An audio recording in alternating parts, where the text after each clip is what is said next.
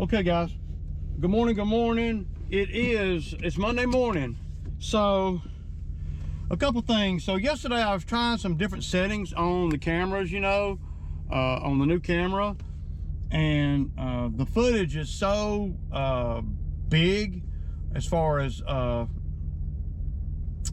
well, it's more than 4K. Anyway, whatever it is, it's taking forever to edit it. When I did that slow motion stuff, it was I could have spent 3 hours just editing the slow motion. My computer had a hard time because it's 240 frames per, what is it, per minute or whatever, and that's a lot. Usually it's about 30 or 60. So a lot of things didn't make the video, and I wasn't going to take time to keep editing, man. So I might throw up some of the video today, but really when you're in the woods like that like I was yesterday, it's hard to really get good overall footage because there's so many things in the way. You can't do drone footage there because, well, you can't see down in the woods. So, I really wasn't able to get a lot of good footage before and after and all that. By the time I left over there, the damn the camera that I was mainly using, out there, it was overheating and everything because I had it on such a high resolution and high frames per minute setting. So, lesson learned. So today what I'm fixing to do now is I'm working today. I talked to my guy over the weekend. The reason he didn't come to work he called out on Friday was because of his leg hip. And like I told you guys, I already kind of knew that was why.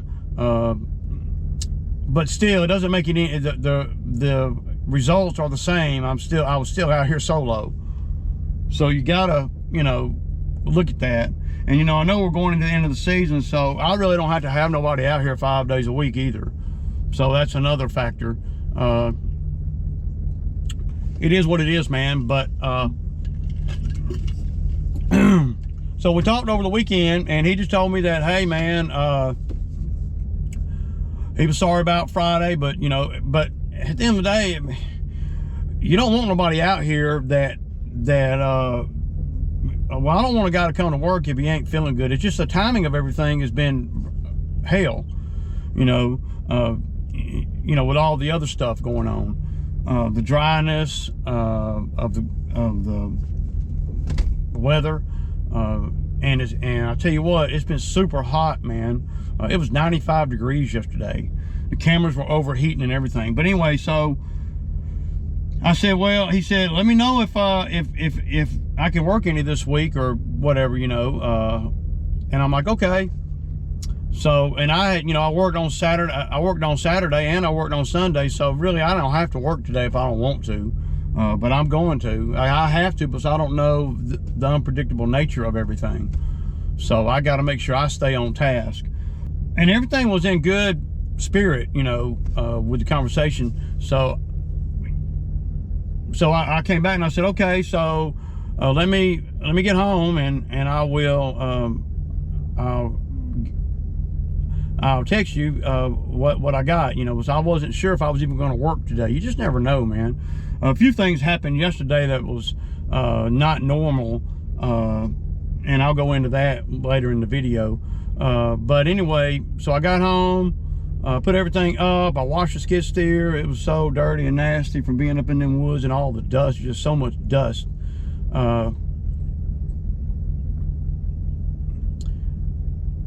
And I got looking at the calendar and I know some people, and I got looking through my messages and my emails, and there's a lot of people dodging and ducking and all that, and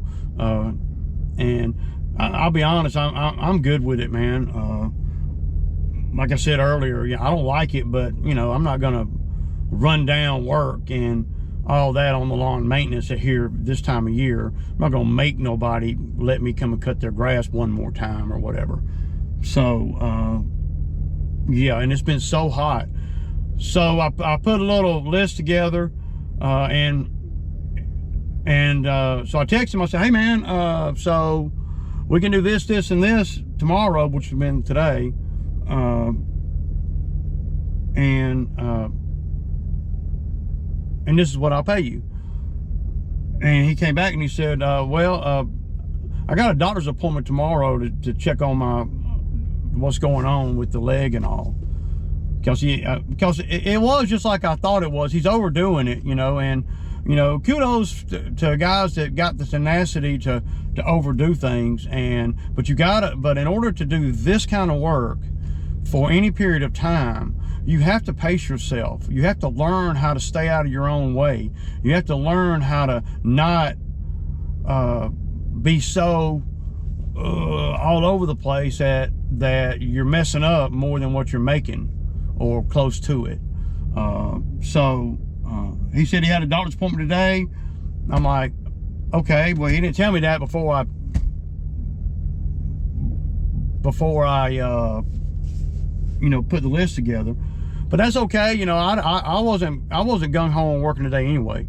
So that's the good thing about being in control of everything like I am, and on top of everything. I stay on top of everything. I don't never fall behind, especially this year, because we ain't had no freaking rain. So what I basically did is we were going to do the HOA today and maybe one other property, right? That's what we were going to do today. And just a light day, a lot of mowing and all that. And I'm still going to do that. The work doesn't stop because once I put that schedule together, semi, you know, for the first 3 days this week, give or take,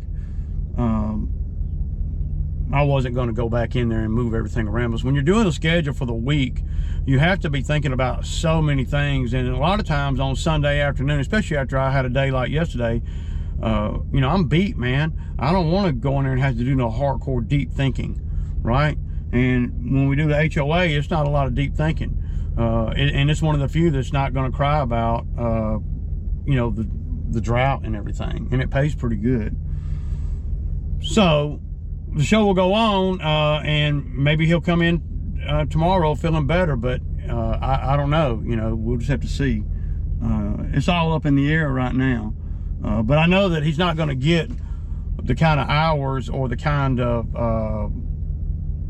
workflow that he would get if he were feeling better and he were in better physical shape at this point. I don't want a guy out here that can't do the work.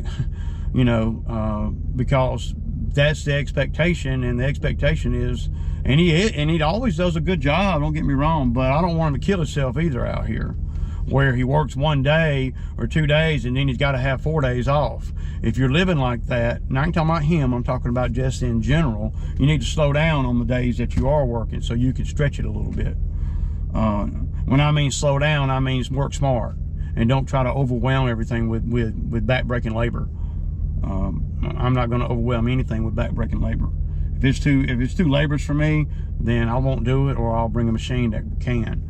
And that's how I've lasted so long out here. That's one of the ways I've lasted so long.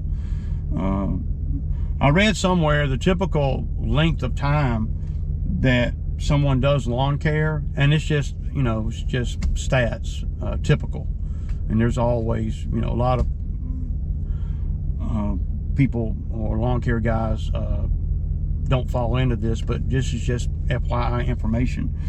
The typical lawn care maintenance company or guy like me is usually about 10 to 12 years, and then after that things start going well.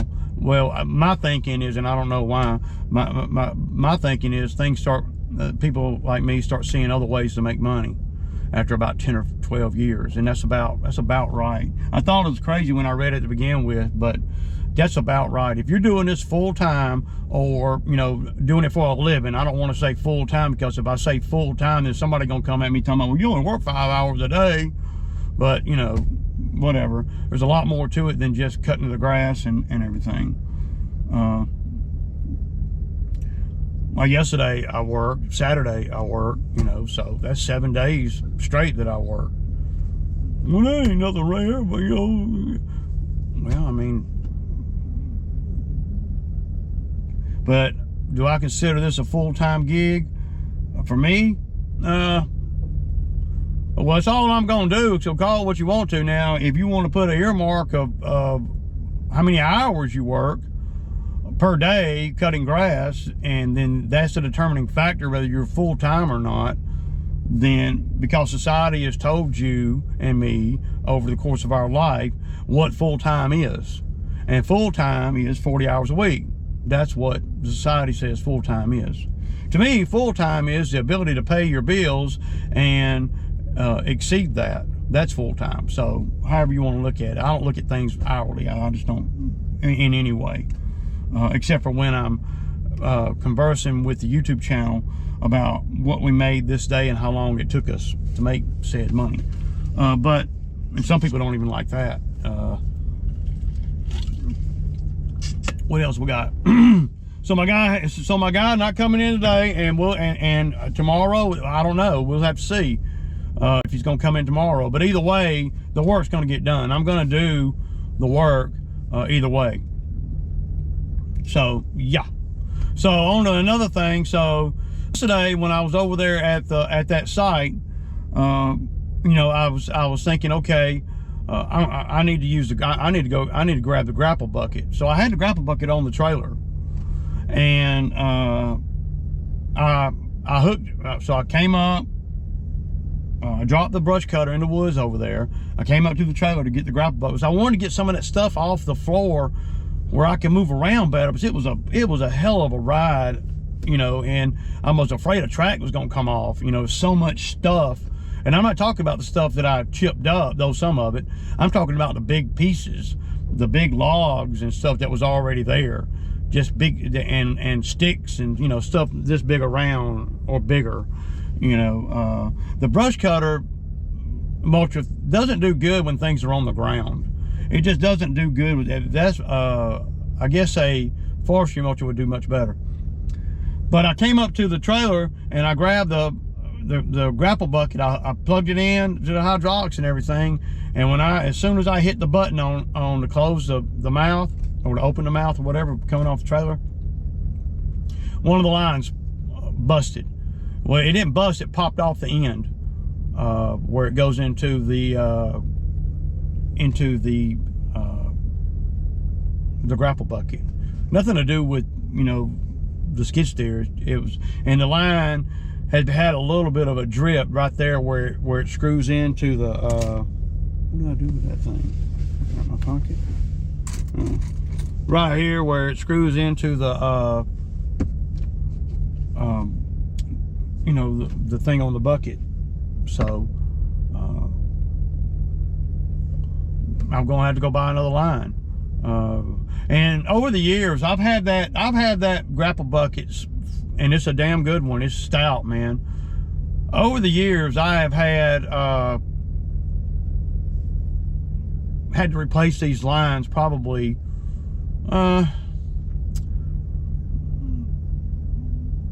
probably 4 or 5 times. Probably averages out about once a year or something like that. But I don't use it every day, and they catch hell. And the way the fittings are in the hydraulic shop, they keep making the fittings the same way that came on the machine, and I don't know that that's the best design, because it comes out and this cuffs over it, right, and then that goes to that, and then you got the flare in there. You just tighten this down onto the grapple, but it's metal going into there, and if that elbow does anything, it'll start dripping, and it's been dripping for, now I ain't talking about big boy dripping, just, you know, not even enough to where it'll come out and drip down and off the machine, just enough to where it stays wet right there at where these go in at. So yeah, so I got to replace a line, so you can have to take that out of the $900 too. but I didn't even get to use the grapple. Now the owner over there didn't want me to use the grapple. He said, well, I'd rather you just keep mulching it up. But see, the owners and they don't, you know, they don't know what I know. And I'm not going to continue to run the machine like that, where I know that a track could possibly come off or something with it. I mean, there was so much debris, not from what I cut so much, but some. But there was just a lot of, as I was going across the ground there with the machine, it kept exposing all this, you know, 50 years of debris that's falling out of those trees and the woods there. And you can't hardly mulch it up with when it's on the ground like that. So, yeah. So anyway, so I'm going to be methodical about what I do. What I'm going to do now is I'm going to go over to the hydraulic shop and drop this line off. If he's not busy and I can wait on it, then I'll just stay there and wait on it. If not, I'll go cut some and at the HOA right here, because the hydraulic shop is not even a half a mile from the HOA. It's always good to have all these things that I got close. That's why one reason why I ain't moved, because everything around me is I've developed relationships with all these places around me, and you know, it makes it where it doesn't cost me that much. Like, I don't have to drive 30 minutes to a hydraulic shop, you know. I drive 5 minutes, 8 minutes, you know. If I go 16, shoot, less than that. But that's where we're at today. We'll see what my guy's gonna do, but I don't want him to come out here if he can't physically do the work. Now, and if he wants to come out here for a couple of days a week and all that, then you know, we might be able to do something like that. But he'll have to be on time and stuff, because if he does it like that, if he does want to do that, then the days that he comes out here, I'm going to load up, and meaning that I'm going to do all the properties that make sense, meaning that we're going to have to time things right, meaning he's going to have to be here at a time that he says, where we can get started at the time where everything will work out time-wise. But you see how by me working a little bit over the weekend and then working on the skid steer job yesterday, how what that does is that minimizes my pressure out here, if that makes sense. A little bit every day is better than getting overwhelmed. And with the heat, it's 78 degrees now, and it's going to get hot. I bet it gets 90, 91 degrees today, and that's hot, man. It's just hot. But yesterday wasn't so bad, other than the fact that you know, the hydro line busted.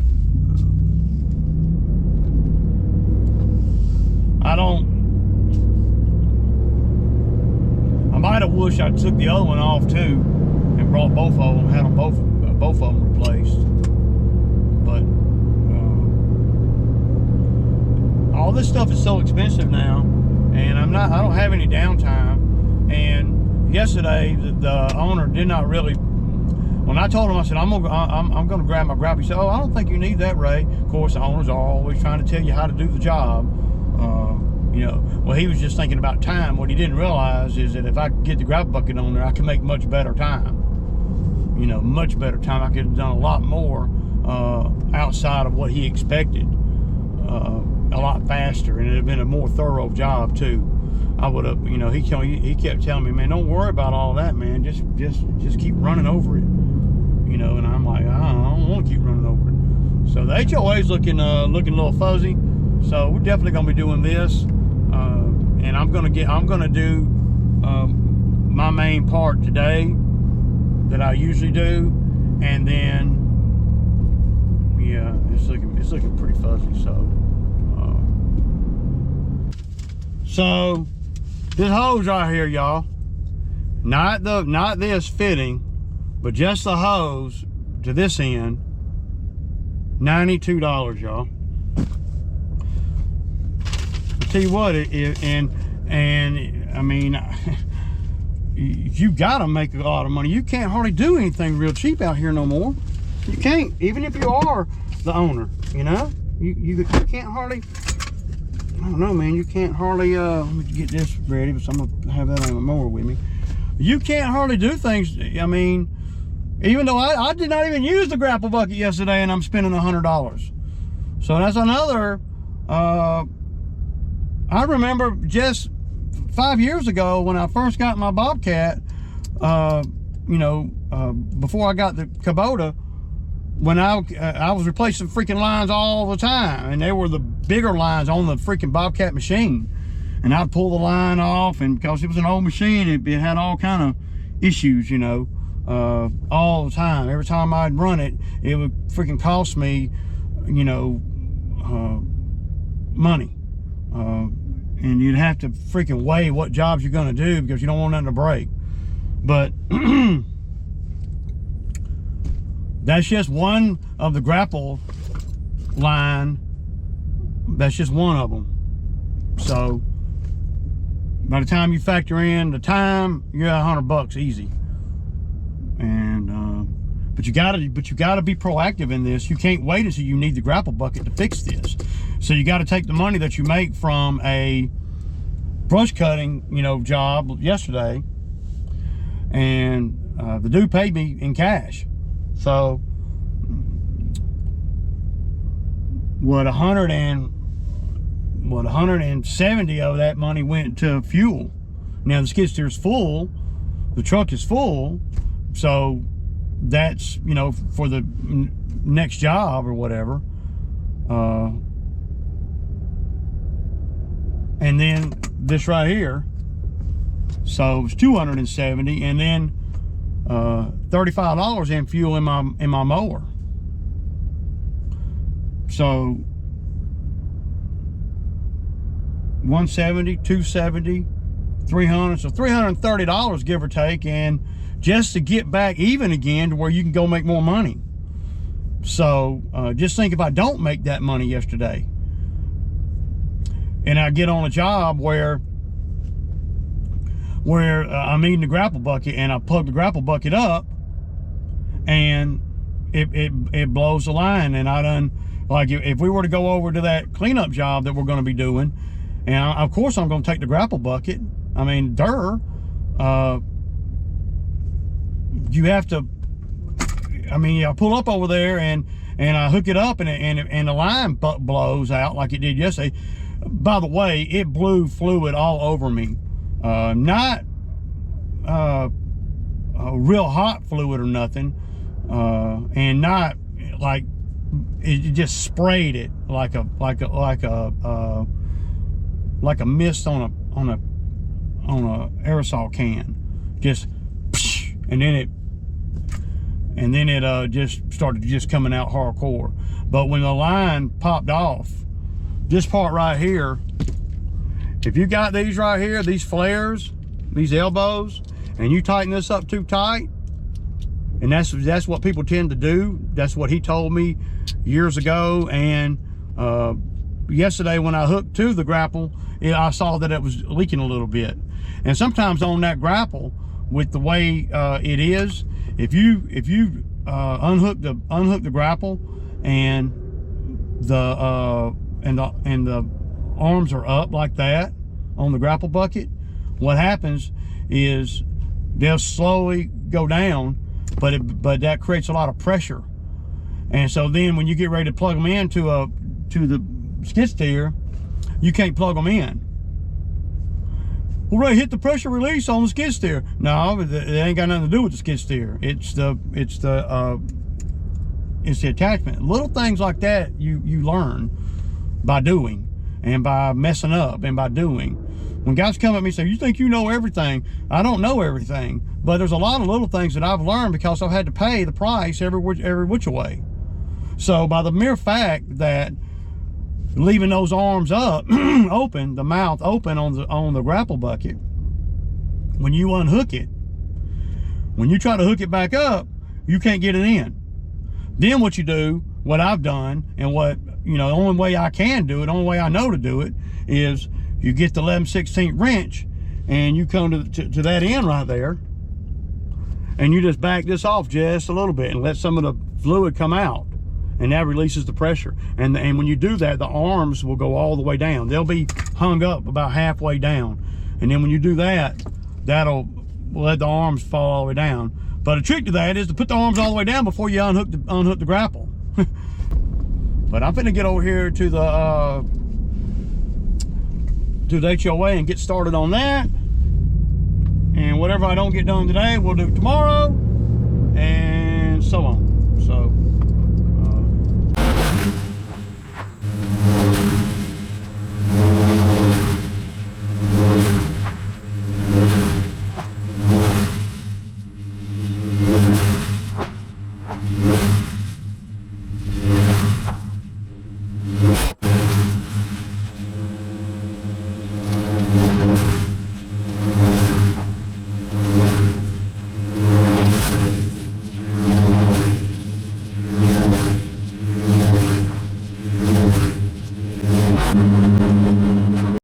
y'all, so I got this whole piece right here done on the HOA. I'm gonna go on and go around the corner here onto the other road down to the first driveway, and that's gonna be my stopping point. You got to be thinking about the timing if I have somebody else out here. Like if my guy comes to work tomorrow, and I don't know if he's coming to work or not. I have no idea. I guess according to what the doctor says today. But if I can get to that point, then I'm gonna go over here and do this yard. That yard over there is $100. I'll do that. So then tomorrow, when we're over here, I'm gonna be over here either way. So the more I do today over here, the more work we'll be able to do tomorrow. If I can get this whole front side done, if I did his side of the front side, then that would really help, because then we would start right there at the road and going that way, which would cut this HOA down to in half. So in half is, that saves a pretty good bit of time. If I could do that and that yard over there, that'd be really good.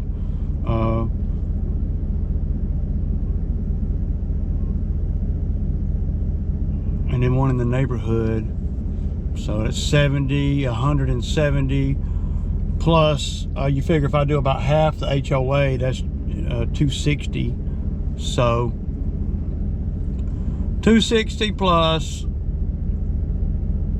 100 is 360 plus 70, that's 440, 430.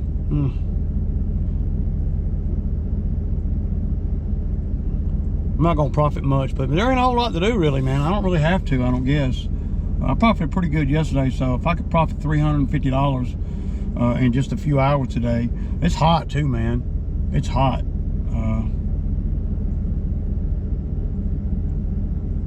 Yeah, it is. We need rain really, really, really bad. Still no word from my guy. I hope he gets everything straightened out. I hope that they can do something for his leg. But you know, really, no matter what they do for it, it'll probably be a long-term fix, and it ain't gonna be something that's he's gonna get over today or tomorrow. It ain't like a cold or, you know, a toothache or whatever. But I think I had rather go on and do, you know, 65 or 75% of the HOA today, then tomorrow will be okay. Well, I'll make another 50 if I do his side over there. One of the homeowners pays us extra. Just FYI, y'all see this slope? They give us, he gives me $60 to go over this slope every time we cut the HOA. It takes about less than 10 minutes. And usually, well, I usually just spray where I can't get with a mower. But you can see, it doesn't even grow here. She just doesn't want to have to worry about it. That's what she told me. Every time I cut it, no matter what. To cut her slope, and there's nothing to cut, but she don't care. She's like, every time you cut the HOA, I want you to cut this slope. And I'm like, okay. So I'll go down there after I get done with my piece right here, and I'm almost done. I've been over here about an hour and a half, something like that. And this HOA is not a big money maker, really. Not when you factor in all the variables. What makes it a decent money maker is it's close to my house. I got 3 properties that the homeowners add to it, 50, 60, and 60. So, and for, I mean, when I say them adding to it, I do their little front piece, which don't take any more time, maybe 10 more minutes or whatever, for each one. So you're making like 100 and what, 60 and 50. 60 and 60 is 120, 50 is 170. So you're making like $170 in that, in an additional 25 or 30 minutes. We'll say 30 minutes. So hell, if you spend an hour on that extra stuff, it would be good money. But you don't. It ain't even close to that. It ain't even. Sometimes, like when I go down here and look at what, yeah, there's not going to be a lot, and there's not a lot of weed eating over here. Not this time of year. I might have spent 9 or 10 minutes weed eating over here today. So let me see how. But now that I got all this cut, it ain't gonna take no time to do the rest of it. If I have another guy, especially if I have Justin back out here, because he knows everything. He knows the property. So I got to get to it, y'all. Deuces.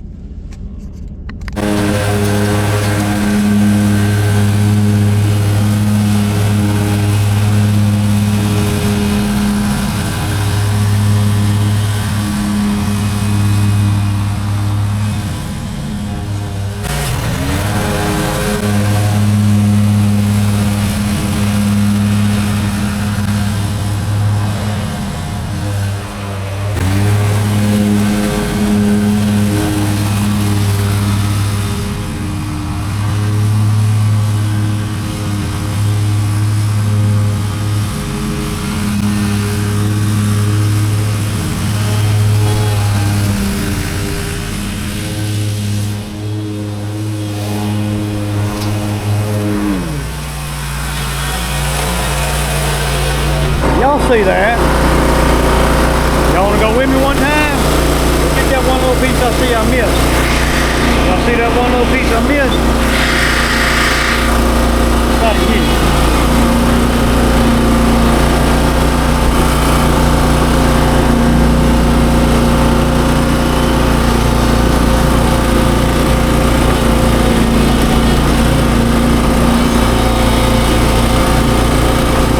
Put the bottom tire down here in this whole rut so I can get on the other side. But going up on the top side of this, you might slip down in there, and I want to be more stable than that. So, okay.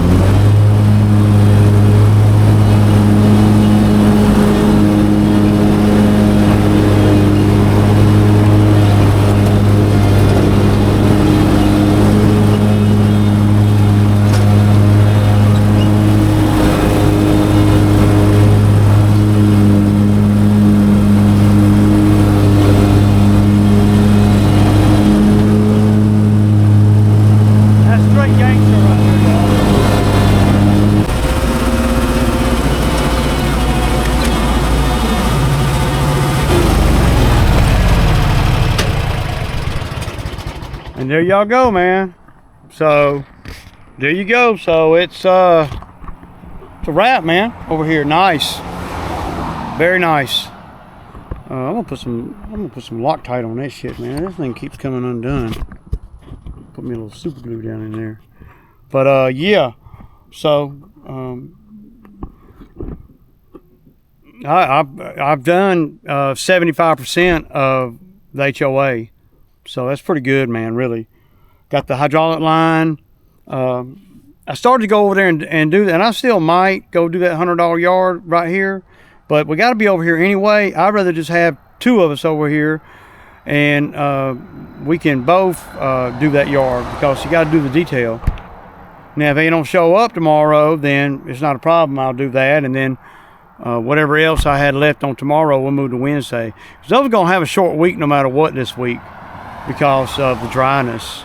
So nothing's pressing, man, and that's a good thing too. So at the end of the day, you just want to, you know, be going that way, right?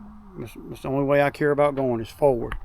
And no matter what anybody does, or no matter what the labor does, these jobs are going to get done. I'm going to make sure of that. I will not be denied my little change. I can't, man. I just can't. I'm just not built in that way, man. So, deuces.